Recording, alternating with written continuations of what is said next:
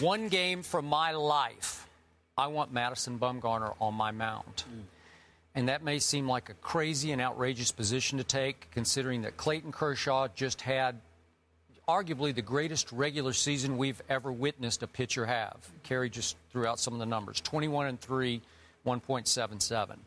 Madison Bumgarner just went 18-10 with a 2.98. Not bad, but not Clayton Kershaw. But dare I suggest that Clayton Kershaw might be becoming the Peyton Manning of baseball, the greatest regular season pitcher ever, because so far, not so good in the postseason for Clayton Kershaw. Got it. Now, I don't have a big body of work, but so far, not so good, because he's 1-3 in his postseason starts with a 4.23 ERA. And remember last year against St. Louis? Do you remember Game 2? He pitched very well, but he lost the game 1-0. And then in the crucial Game 6, this is now the money's on the table, and it's at Busch Stadium. But he gives up 10 hits and 7 earned runs in 4 innings, and they lose the game 9-0. That's not an ace-like performance, obviously. So now let's look at the other guy, who's just been pretty good in the regular season. Okay. But in his postseason starts, he's 4-2 with a 3.02 ERA. But more important, at age 21, World Series Game 4.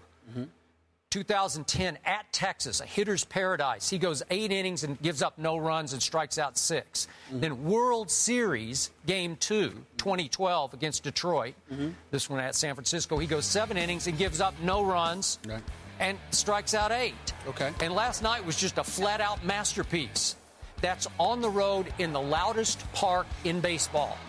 And you don't think he turned down the sound? Pitch after pitch, the sound just went like this. Again, the grand slam really turned it down. But again, pitch after pitch, those poor Pittsburgh fans are just sitting back saying, we got no chance tonight. Complete game, 4-hit shutout. You strike out 10. That's some big-time stuff, and that is winner take all. Loser, go home. So, to me, Madison Bumgarner has already proven that he is made of tougher stuff in the postseason than Clayton Kershaw.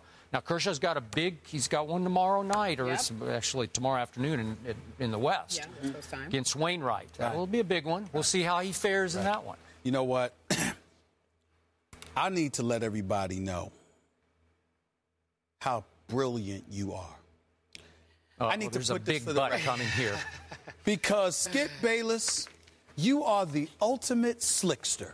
And I mean that complimentary. Yeah, I don't sitting think across from you. Oh, yes, it is. I'm giving you credit where credit is due. You think you're slick. Let me give a perfect I don't think example. I'm slick. You are slick. I know you I'm slick. You are slick. At least that's why you're wearing black most of the time. Good for you. Here's the deal. Here's the deal. Skip Bayless points out how Bumgarner pitches in the World Series against Detroit, pitches 7 innings, gives up just 2 hits, no runs, okay? They win that game. It's beautiful. I'm sorry, there were series that took place before that World Series. There were? That Skip Bayless actually left out. Oh, For example, I said he was 4-2. Hold on. Bumgarner, he starts with 4-2. Here's what Skip did. The other guy's 1-3. Stay with me. Work with me here. Skip Bayless forgot that there was an NLDS series against Cincinnati where Bumgarner finished with an ERA of 8. Why? Because he pitched 4 1/3 and has gave up 4 runs and 7 hits. The next time we saw him was against St. Louis in the NLCS, the Conference Championship Series, the National League Championship Series. His ERA was 14. Put that right here. 14, okay? Pitched 3 2/3 and has gave up 8 hits and 6 runs. You left that out. So when you talk, I gave you his overall ERA, 3.02. Like I said, slick. I said did it. not say I wasn't false. trying to be slick. I was say trying to be erroneous. forthcoming. I did not say erroneous. I said slick. So you pointed out the fact that you wanted to point out, but left that out. So you bring up the World Series game against Detroit, acting like, what did he look like before that particular game in the World Series? Now you're ignoring the glaring obvious of how great he was 3 times in the postseason. I am telling you, I understand that Bumgarner can throw. But last night he was masterful. It was just a masterpiece, right? Set him up, kept throwing high, and that just left the half bottom of the plate just wide open for him. He just abused them last night. His breaking ball was sensational. But here's the point that I'm trying to make to you. When you look at him and you look at Kershaw, I will acknowledge that Kershaw's got something to prove come playoff time, especially after his performance last year. I will give you that. But 21-3, 1.77 ERA. I'm worried about Kershaw too many innings. Pitched 198 innings this year, okay? But the point that I'm trying to make to you, his array of pitches is just masterful to watch. And his breaking ball is nothing short of sensational when it's on. Here's the thing. Posey's big time.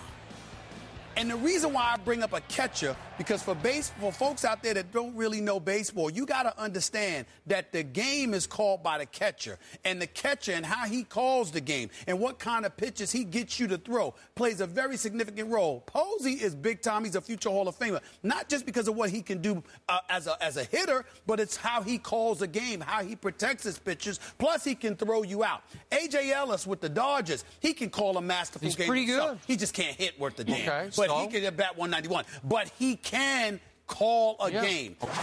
If you're telling me that you're just going off of what we've seen from them in the postseason, I concede. You're right.